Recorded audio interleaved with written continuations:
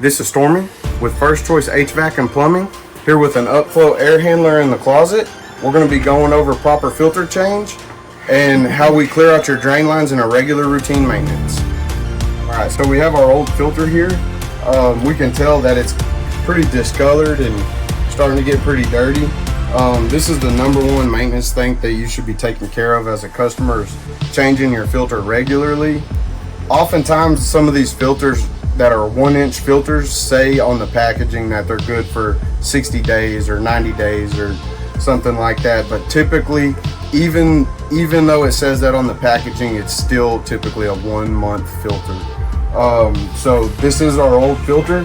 We have our new filter here, and the #1 thing you want to make sure that you're doing when you're changing your filter is that these arrows should always be pointing towards your equipment in the path of the airflow, which is always towards your equipment.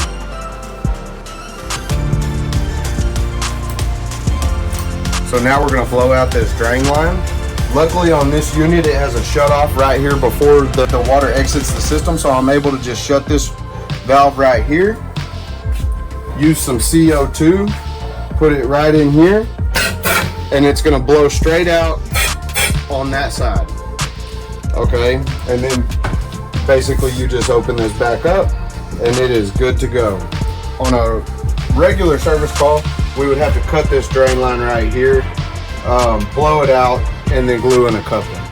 The reason we need to blow out your drain lines is it's very common if you don't get your drain lines blown out and you don't regularly add bleach or vinegar to your drain lines, that they do clog, and it commonly leaks onto your ceiling or down the exterior of the home, causing a big rust spot down that exterior of your home. That wraps up our video for today. Thanks for watching. We'll see you in the next one.